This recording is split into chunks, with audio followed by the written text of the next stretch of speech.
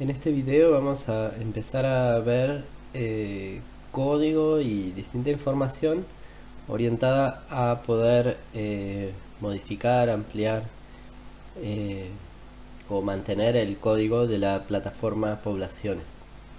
Para eso vamos a empezar viendo primero áreas del código del mapa, del visor que, que aparece en la página pública.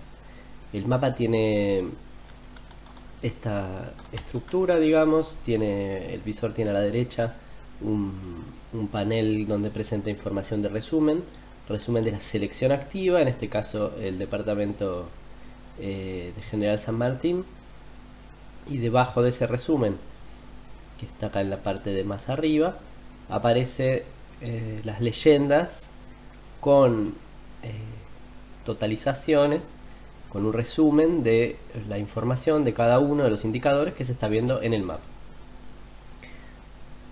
Los indicadores son en este caso, por ejemplo, eh, número de familias por tipo de barrio en asentamientos informales, que está acompañado en el mapa con el coloreo de cada uno de los polígonos que en el partido de San Martín fueron identificados por el relevamiento de techo. Eh, Vamos entonces a empezar a... Bueno, vamos a ver esto mismo en el navegador. Como vimos antes, el esquema con el que funciona la aplicación es un servidor en PHP que responde con servicios, con información, con pedidos que van hacia el servidor, y una capa cliente web con JavaScript que organiza el visor y que hace esos pedidos. Si, por ejemplo, acá, para acceder a la información, las dos maneras eh, que tengo es utilizando el botón este inferior, con el que puedo agregar alguna capa. Ahí hay capas que están puestas, digamos, como clasificadas en categorías, y cualquiera de ellas también puedo encontrarlas acá arriba.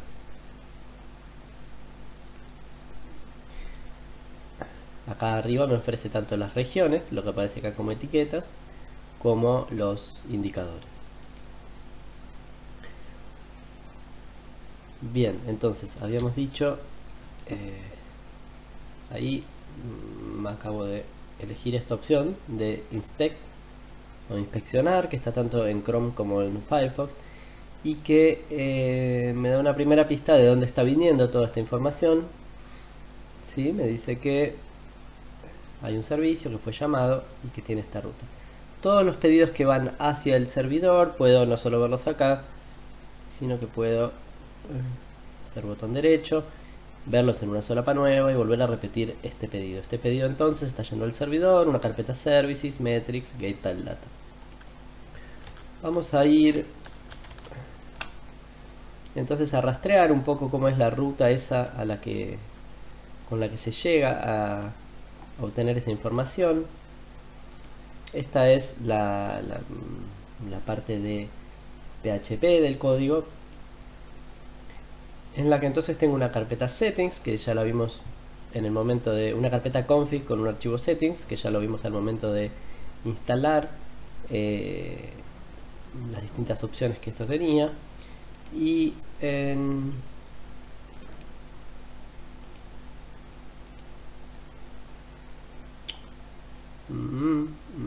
y una carpeta web, que es también al momento de instalarla, que dejamos expuesta hacia afuera. Esta carpeta web tiene un archivo index, que es al que se redirige todo el tráfico que llega al servidor. Y acá vemos entonces que este archivo index tiene una inicialización y después va hacia esta resolución de rutas. Esta resolución de rutas tiene una carpeta, entonces routes, y en el caso del mapa voy a encontrar en el archivo frontend la totalidad de los servicios que se responden desde el visor del mapa, de que el visor del mapa usa, digamos. Entonces vamos a buscar el que estábamos mirando recién, que era el GetTileData, que es el que responde qué datos corresponden a cada uno de los indicadores en un tile. Un tile es cada uno de los rectángulos de los cuadrados que va completando la API de Google para terminar de armar el mapa. Lo completa para las capas de base con datos de los servidores de Google, y para los datos agregados, digamos, desde la aplicación, es un evento de poblaciones que responde cuáles son los datos que tienen que mostrarse ahí, cuál es la imagen que hay que presentar.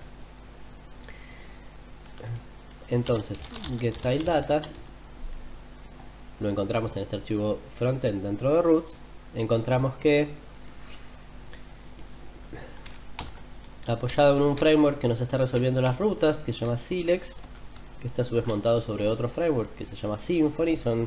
Esas son librerías que organizan un poco algunas necesidades muy generales, digamos, de una aplicación de PHP, en este caso resolver las rutas. Entonces, bueno, hay una llamada que se ocupa de este app-get de ver si la consulta efectivamente vino por acá, y en caso de haber venido se procesa dentro de este método que termina devolviendo un objeto response de Silex a través de una llamada a un método que sí es de nuestra aplicación, este objeto app, que vamos a ver que hay varias llamadas estáticas a ese objeto app. Se ocupa de darle un formato JSON, de serializarlo, de hacer la serialización del resultado y devolverlo hacia el cliente. En este y en todos estos métodos que vienen desde el cliente vamos a ver estructuras parecidas. Básicamente instanciamos un controller, que es el que va a tener el método al que vamos a terminar llamando para resolver lo que nos han pedido.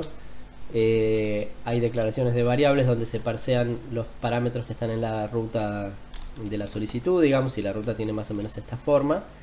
Y entonces están esos parámetros L, B, A, Z concatenados acá. Bueno, eso se lleva a variables. Hay una línea que está en absolutamente todos los métodos, tanto de la capa pública como de los demás módulos, que es este chequeo de permisos. Hay un chequeo de permisos para ver si puedo responder ese método.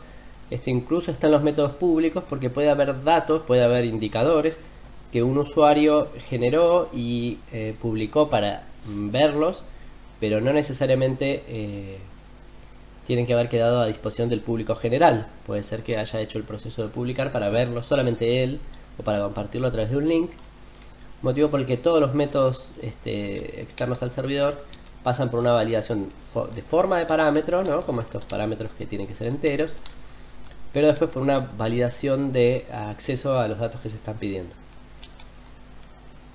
Si esa validación pasa exitosa, si esa verificación de permisos se resuelve con éxito, en este caso se reciben los demás parámetros y viene ya después la llamada al controller con los parámetros puestos en la llamada. Vamos a ir entonces al controller. El controller está el data service, que está acá adentro en src. Tenemos services, y en services tenemos carpetas para cada uno de los grandes módulos de la aplicación: back office, admin, frontend y algunas cosas compartidas como la autenticación. Entonces es en frontend que vamos a encontrar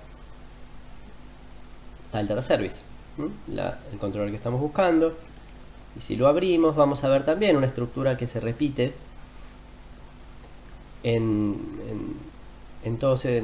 prácticamente todos los servicios que responden para el visor, que es, acá tenemos GetTileData, que es un método expuesto y que es llamado desde las rutas, que lo primero que hace, además de algunas validaciones llamadas de contenido de los parámetros, de consistencia de regla de negocio, lo primero que hacen es verificar si el caché que corresponde a esos servicios, a los datos del tile en este caso, ya tiene los datos, y si tiene los datos en ese caché, devolverlos desde el caché y salir, ¿sí?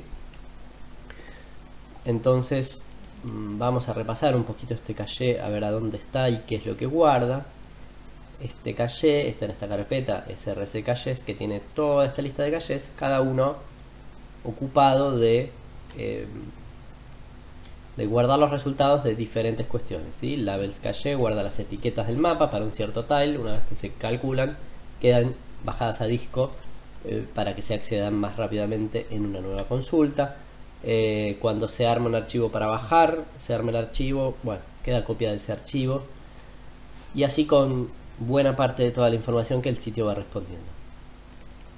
La estructura de estos archivos de caché, de estas clases de caché, es bastante simple. Básicamente tienen una interfaz en la que responden cuál es el objeto caché que va a manejar el mantenimiento de los datos para esa necesidad, en el que instancia el tipo de caché que corresponde y da una referencia donde se arma la ruta en disco de guardado de esos datos. Estos cachés en los que se guardan puede responder a distintas necesidades. Digamos, hay estas clases que también están dentro del propio código. Algunas sirven para guardar un objeto que yo quiero serializar y guardar en un caché, y otro tal vez guarda un string, y otro tal vez guarda un archivo y entonces recibe una ruta y me permite hacer copia del archivo sin tener que yo hacer código ad hoc. Entonces responden con un objeto caché y exponen un método para crear el key, de modo que ese método recibe toda una serie de variables que son propias de esa necesidad, en este caso de la descripción de un tile, de un elemento de mosaico, y se ocupan de concatenarlo de una manera que se convierta en un key, en un string, que la clase más genérica de cacheo pueda usar para guardar las cosas. Entonces, si volvemos a tal data service, vamos a ver que está esa llamada create key, y que a partir de ahí uso el key para saber con este hash data si esta información está en el caché, y si está, va a ser devuelta como un parámetro de output en este objeto data, que va a ser lo que voy a resolver acá. Este getCache es simplemente un método que enmascara el marcar ese objeto como devuelto del caché y reflejar eso en una parte de estadísticas. En caso de que haya fallado el caché y que el dato no estuviera ya almacenado en ese caché, la estructura usual que van a encontrar en métodos de consulta del mapa es que en esta segunda etapa, digamos, se dedican a calcular el resultado, llamando un método que se llama calculate y lo que sea que estén haciendo, calculate el data en este caso. Y estos calculate tal data se apoyan sobre todo en unas clases que se llaman algún nombre model al final. Esos model trabajan ya más sobre, vamos a abrir esta carpeta db, adentro de lo cual está frontend, adentro de lo cual están estos model. Si bien no hay uno por tabla, muchos se corresponden con una tabla, estos model. Si bien algunos agrupan tal vez un conjunto de tablas y resuelven la consulta de ese conjunto de tablas, que eventualmente puede no tener sentido pensarlo como tablas independientes o que van a ser consultados en tablas, en models separados, digamos. Entonces tenemos acá todas estas clases de model que se ocupan más bien del acceso a los datos, de armar la consulta. Vamos a entrar cuando esto llegue a... tenemos la instancia de model que es stable, y entonces acá está la llamada, alguna de las llamadas para traer los datos. Vamos a ir hasta esa llamada, get metric version tile data by envelope.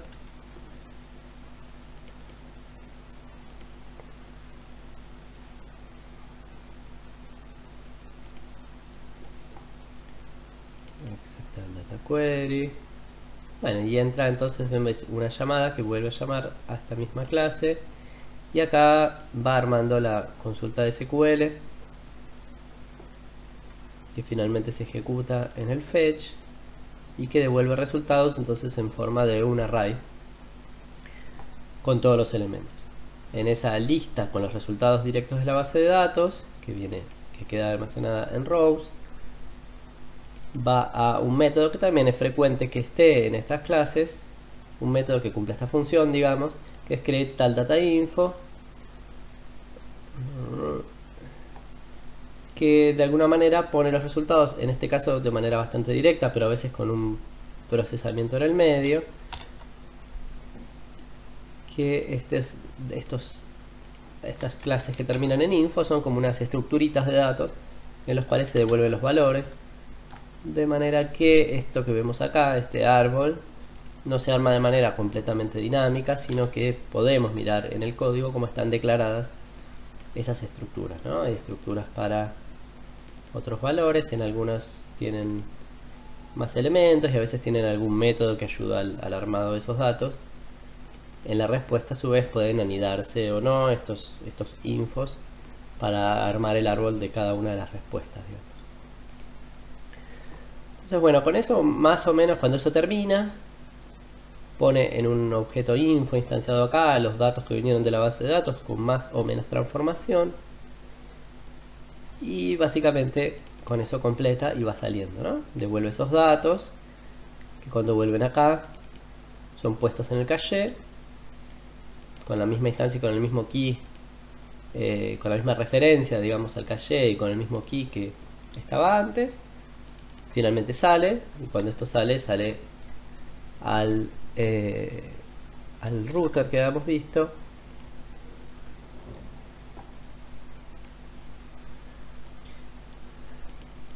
que lo serializa en JSON y lo devuelve. Ese es entonces un poco el ciclo de vida de una llamada en el servidor. Esas son las clases involucradas. Entra por index, de index va al router, del router va al service, del service consulta uno o varios models si hace falta y si no estaba en el caché, y con eso vuelve. No es más que eso, digamos, la parte servidor.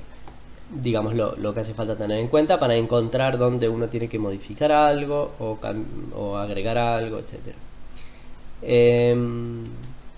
Miremos entonces ahora un poco del lado cliente, cómo está estructurado el código.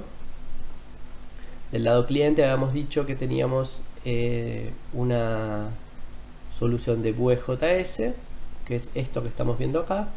Dentro de lo que, igual que del lado servidor, el código está agrupado por estos módulos, admin, backoffice, y acá aparece como public, lo que acá ya aparecía como frontend. Eso es un poco problemático, pero bueno, es un problema de nomenclatura que se arrastra y que tiene que ver con que public no es un keyword válido en PHP, y que frontend también es un nombre causado para toda la parte de Vue. Entonces, problemas de nombres que aún se arrastran desde alguna versión previa. Básicamente entonces acá lo que hay son grupos independientes de módulos, cada uno con su app Vue y su main, ¿sí? Backoffice tiene el suyo, admin tiene el suyo, y lo que estamos viendo ahora, que es la parte del visor, encontramos acá el app.vue y el main.js. Dentro de eso tenemos componentes visuales que se ocupan de cada parte que vemos ahí en la pantalla. Si hay en esta primera parte de paneles están los grandes bloques, la parte del mapa, la parte de summary, que es todo el panel de la derecha, la barra de work, que es cuando estoy viendo una cartografía enmarcada en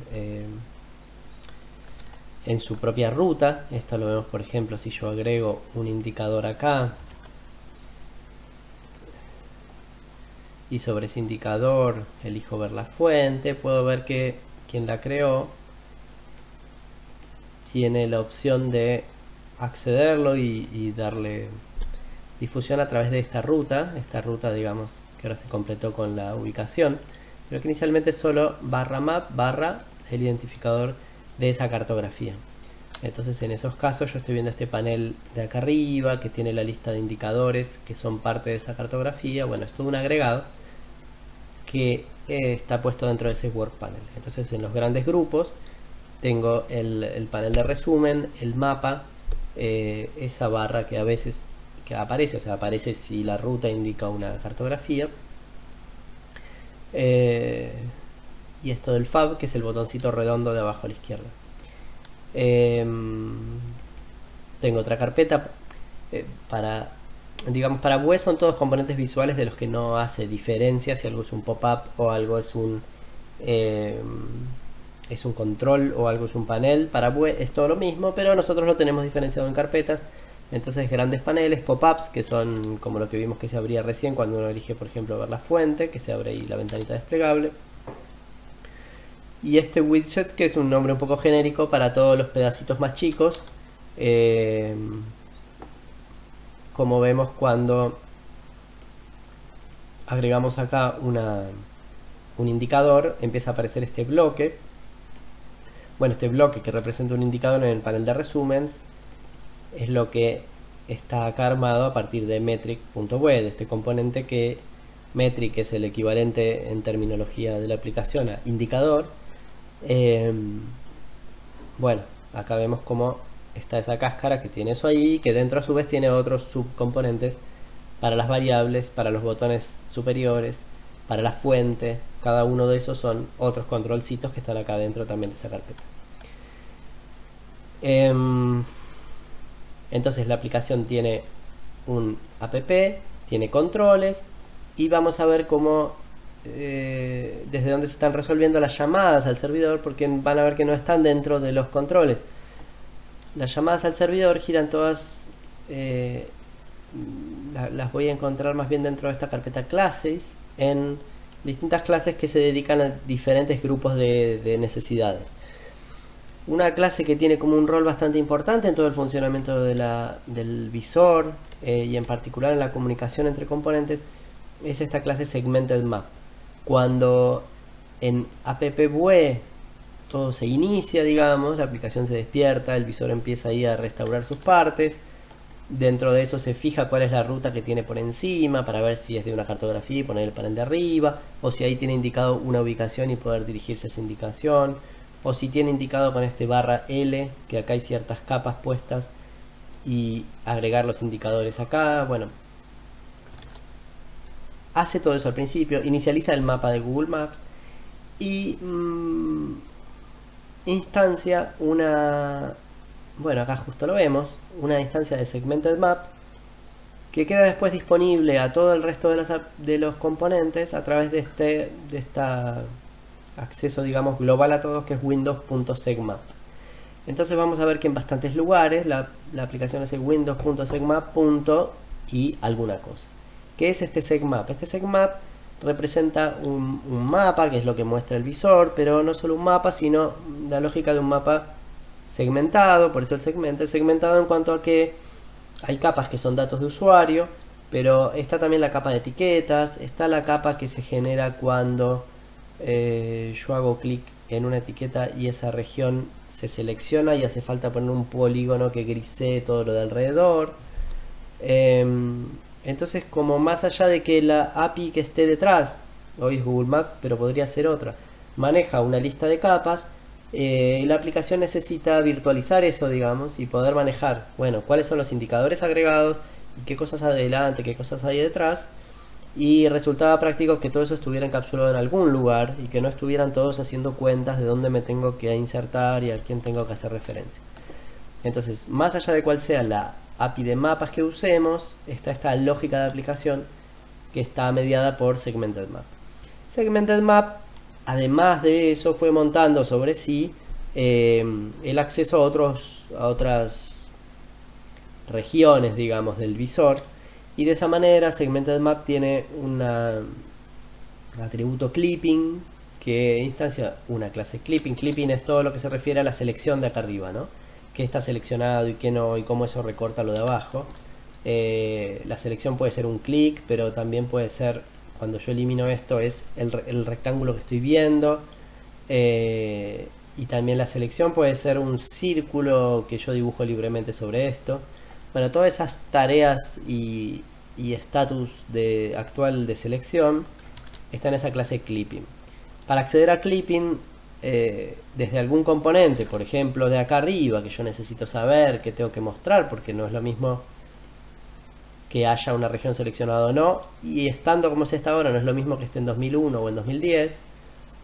Entonces toda esa información de clipping el componente ese visual no lo accede desde, por ejemplo, window clipping. No, es window.segmap.clipping, ¿sí? Entonces, en definitiva, este segmap funciona como un singleton, como una instancia única que se mantiene colgada en window.segmap y que da, por un lado, acceso a cosas de funcionamiento del mapa, ¿no? Set my location, set center, ¿no? Acciones que hacen a administración de un mapa. Y por otro, acceso a cosas que no son específicas de mapa, pero que las tiene colocadas de esta manera, ¿sí? Como clases que se ocupan de eso y que se acceden a través de una instancia que está acá. El caso de SaveRoot y RestoreRoot, las dos clases que se ocupan de cada vez que yo me muevo o que algo cambia, mantener actualizado, ¿no? Acá están moviéndose estos numeritos de acá, no sé si se llegan a ver, pero cuando yo me muevo se mueve. Bueno, esas son llamadas que están yendo a SaveRoot. Bueno, SaveRoot que está acá se ocupa de todo esto, RestoreRoot hace lo inverso. Entonces, desde Segmented Map vamos a tener algunas llamadas al servidor y algunas van a estar delegadas en estas otras clases que también se ocupan de la funcionalidad, digamos, del visor en general. Dentro de Segmented Map se va a estar manejando una lista, la lista esta que decíamos, de cuáles son los metrics que están agregados acá, que en definitiva es de lo que se ocupa el visor, de mostrar datos, y esos datos están agrupados en indicadores que se van agregando ahí, que se van mostrando ahí, ¿no? Que se van agregando al mapa, se muestran en el mapa y se muestran al costado. Tal vez ese costado es la parte más visual, donde se ven como una lista. Pero en definitiva el lugar donde están como lista es acá en metrics. En segmentedmap.metrics hay una lista de metrics, una clase que administra ese listado de agregar y sacar metrics. En ese listado de metrics, cada uno de los metrics va a estar, hago un paso para atrás, ¿cómo agregar ahí ese listado de metrics? Bueno, lo que cuando el usuario, y vamos a mirar acá de vuelta el tráfico para llegar rápido a cuando el usuario agrega una capa, un indicador o un metric,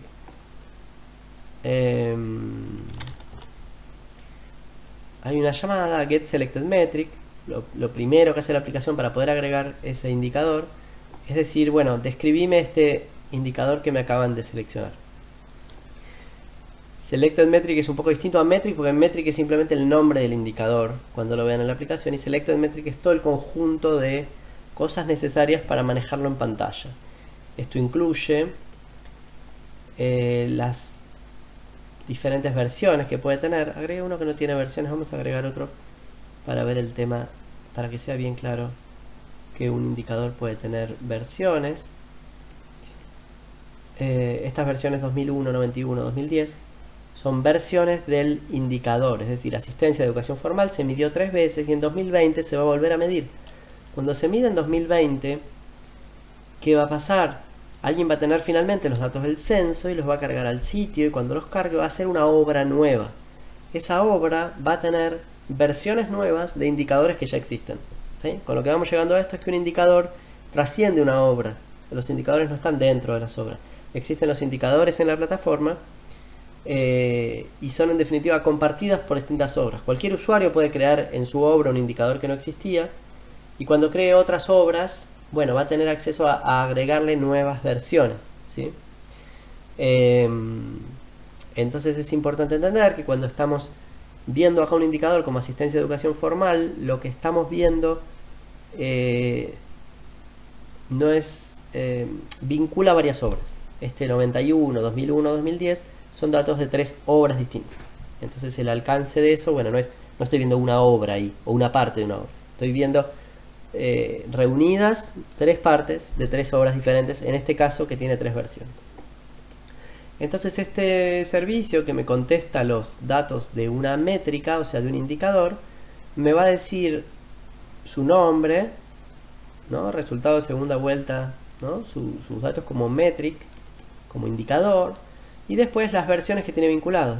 Y cada una de esas versiones va a tener un ID de work, como estamos viendo acá, ¿sí? un ID de obra, ¿no? Entonces acá tengo la primera versión. Estamos viendo el de resultados electorales, que tenía solo una versión, pero por ahí era más interesante quedarnos con este otro, con el de Asiste a Educación Formal, que tenía varias versiones.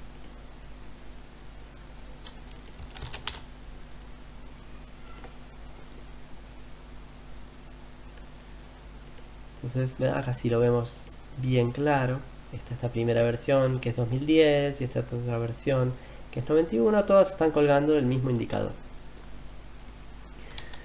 Y entonces en Selected Metric, no solo en el servicio, sino lo que devuelve este servicio es lo que esta clase, estamos hablando de Selected Metric, es lo que la clase Active Selected Metric va a tener en sus properties. Entonces esta dinámica, que la vamos a ver también después en otras clases de backoffice, es que obtenemos una cantidad de atributos y no lo dejamos en la lista de indicadores, no es una lista de los atributos de esos indicadores, sino que es una lista de objetos que tienen adentro los atributos, pero que cada objeto es, digamos, un indicador en un sentido más bien activo, esto de que puede hacer cosas, ¿no? Esta clase entonces Active Selected Metric guarda su propia descripción en properties, pero tiene de por sí otros atributos, pero especialmente otros métodos que le permiten, por ejemplo, dedicarse a actualizar el summary. Cuando yo me muevo en el mapa, si no hay nada seleccionado, ya el solo moverme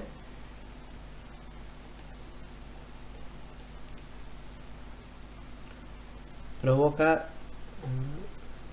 que se actualicen los resúmenes de información que está acá, ¿sí?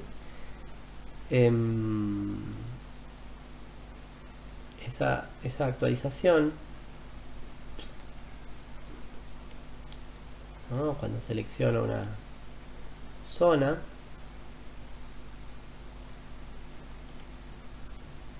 ok, está actualizando. Cuando selecciono una zona, cada vez que algo se mueve, deriva en la actualización de estos datos de acá, estos datos de summary, que son por indicador.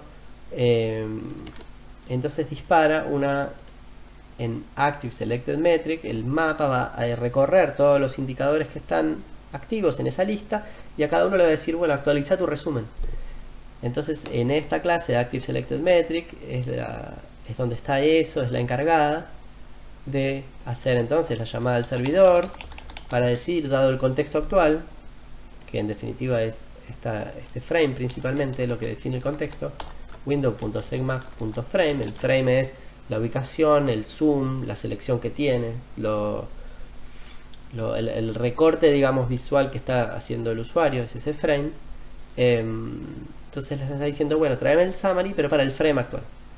Y después va a iterar y va a cambiar los valores en donde corresponda cambiarlos, en cada una de las etiquetas, para que todo esto después cambie automáticamente por React, que cambia la parte reactiva del framework de web, que reacciona y cambia el HTML, digamos. Pero entonces mucha de la funcionalidad la vamos a encontrar de la funcionalidad de obtención, actualización de los datos, digamos, y manejo de la información de usuario, porque hay otra información como, digamos, toda esta parte de arriba no depende del indicador y no depende de lo que cargó el usuario, si lo vemos. Pero todo lo que ya está de acá para abajo, que es lo que cargó el usuario, lo que algún usuario cargó y otro usuario está decidiendo ver, o eventualmente el mismo, bueno, tiene mucho que ver con la actividad de este Active Selected Metric o digamos del indicador seleccionado que actúa.